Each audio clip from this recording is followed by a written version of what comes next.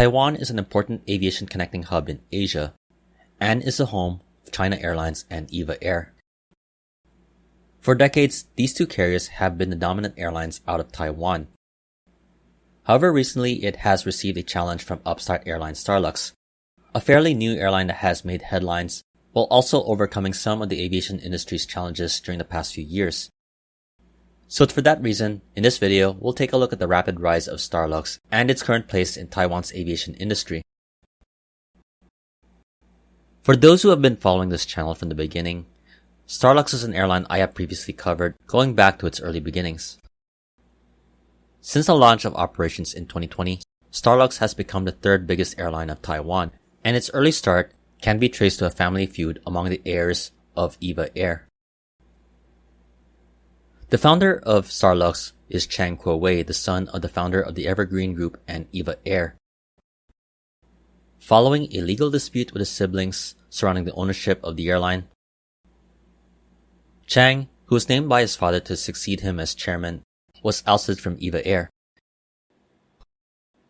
This was a major aviation story in 2016.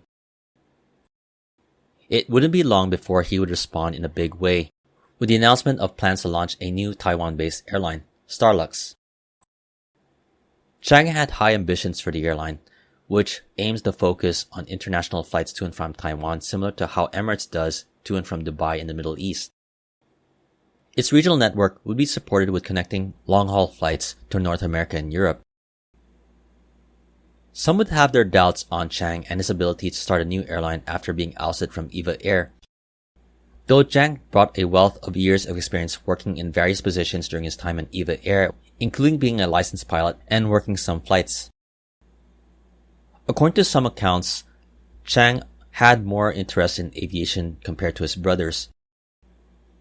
During his time in EVA Air, he was instrumental in the replacement of the airline's elder Boeing 747s in favor of the 777s, and also the introduction of the popular Hello Kitty jets. In a report by Forbes Asia in 2014, Chang remarked on the decision to replace the 747 jumbo jets with the 777s as one of his best decisions, saying, quote, "Building the right fleet of planes is crucial to the survival of a carrier, which could suffer up to 20 years if the wrong model is purchased." Unlike his time at EVA Air, Chang did not have a head start and would have to start Starlux from the ground up, using his experience and knowledge gained through working in airline operations from the gate, the cockpit, and upper management. Among the first decisions that Chang and Starlux would make would be the selection of the Airbus A321neo, which would be the initial aircraft to start operations. The airline would go on to stick with aircraft orders from Airbus, selecting the Airbus A330neo and the A350 wide-body jets for its medium and long-haul plans. Following years of planning and work, Starlux would launch its first flights in January 2020 to Macau, Da Nang, and Penang from Taipei Taiwan Airport. While one could imagine this would be an exciting time for Chang and Starlux seeing the fruit of their labor and the successful launch of flight operations, the airline would within a few months soon meet the challenges brought on by the COVID-19 pandemic. As a result of the border entry restrictions, Starlux would suspend flight operations between March and June 2020. However, the airline would soon eventually resume operations during the summer and add new routes while other airlines struggled. In a way, the summer was a relaunch for Starlux, which the airline has since grown its fleet to 19 aircraft to include both narrow-body A321neo and the wide-body aircraft such as the A330neos and the recent additions of the A350s. From its main hub of Taipei Taiwan Airport, Starlux now operates flights to 15 destinations throughout the region, which includes 5 points in Japan and other points in Southeast Asia. Soon, Starlux will fulfill its ambitions to cross the Pacific with the launch of its first long-haul route to North America, specifically to Los Angeles, which will start in late April. During the same month, Starlux will add a 6th destination in Japan, Sendai, this April. In addition to its route expansion, Starlux has highlighted its in-flight amenities and interiors, which have been compared to some of the consensus top airlines around the world.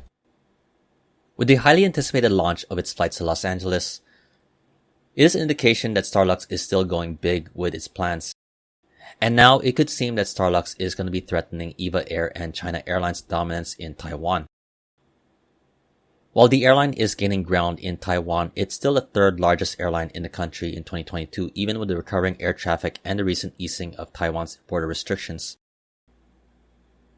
According to data from the Civil Aeronautics Administration of Taiwan, the airline has a nearly 6% share of the international passenger traffic to and from Taiwan, far lower than the 37.5% and the 25.6% market share that China Airlines and EVA Air have currently.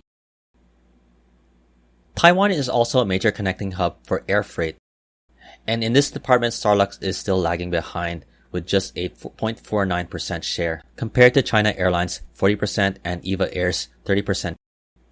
Starlux's current fleet of 19 aircraft and 15 destinations still pales in comparison to EVA Air and China Airlines. By comparison, EVA Air and China Airlines do have 80 to 90 aircraft in their fleets. And now the combined China Airlines group, including its subsidiary Mandarin Airlines, reigns supreme with a network covering 175 destinations. While playing catch-up with EVA Air and China Airlines, Starlux is still looking to make a profit. Since the establishment of the airline company in 2018, the airline has lost around 11.6 billion Taiwanese dollars. Despite that, there seems to be some reasons to be optimistic for Starlux. Even with recent losses, which have been attributed to the acquisition of new aircraft, Starlux expects its revenues to grow, especially now with the post-pandemic recovery and the reopening of air travel not just in Taiwan but throughout Asia. Based on this, we haven't fully seen the potential of Starlux, as right now in 2022, Taiwan's aviation industry saw over 15 million passengers. This still pales in comparison to the over 72 million passengers that Taiwan's aviation industry saw prior to the pandemic. Of that, a large majority of that passenger traffic, around 60 million passengers, arrived and departed Taiwan on international passenger flights. In the future, Starlux could be expected to take in more of that market share versus EVA Air and China Airlines. Recently, we have seen Starlux grow amid the pandemic, where it did have an advantage of having less financial problems that are reported in other airlines that have been accumulated prior to the pandemic. In addition, like other new airlines in the region, Starlux have been able to thrive thanks to being more flexible and willing to take more risks. It's for that reason we could see bigger and better things for Starlux as it rides the wave of the global aviation recovery.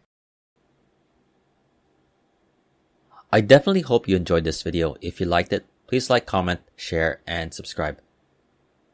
This has been Flights in Asia, highlighting the news and updates from the aviation and travel scene in Asia Pacific. For more of the latest updates, you can check out the website at www.flightsinasia.com. In the meantime, thank you again for watching and have a great day.